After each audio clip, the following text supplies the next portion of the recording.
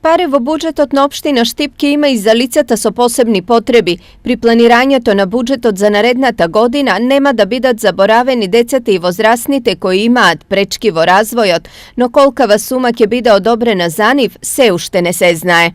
Во наредниот период ќе го создаваме буџетот за 2018 година. Јас ќе остварам уште една средба со нив да видам прво кои се можностите на општинскиот буџет и ќе разговарам со нивното здружение за да со нив заедно договориме што е она кое што ние можеме да го одвоиме и дали е тоа доволно кое што ќе го одвоиме. Затоа не сакам сега да калкулирам со бројки, меѓутоа максимум што можеме ќе одвоиме заради потребите на оваа категорија, на ова здружение. Ова е одговор на едно од барањата на Сдруженијето Сплотени срца во склоп на големата иницијатива 5 до 12, која засега над 500 семејства во Штип. Едно од барањата беше 1% од локалниот буџет за лицата со посебни потреби, кои што би се искористиле за обука на актуелните кадри, вовотување на нови кадри и се разбира многу битна работа што ја баваме веќе со години, регионален центар рехабилитацијски, значи не само за сместување, туку за рехабилитација, социјализација. Во меѓувреме децата со посебни потреби беа дел од хепенинг кој за нив го спремија најмладите од детските градинки.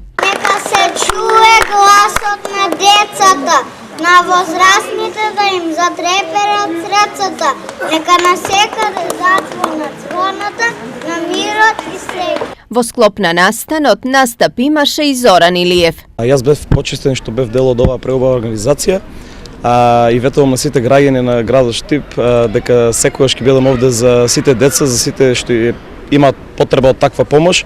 Се надевам дека заедно со моја иницијатива на нашиот градоначелник ќе направиме заеднички проекти и ќе помогнеме на сите луѓе што имаат потреба. Настанот се одржат пред ректоратот на Универзитетот Гоце Делчев, кој беше еден од реализаторите, а е во склоп на одбележувањето на денот на ослободувањето на градот 8 ноември.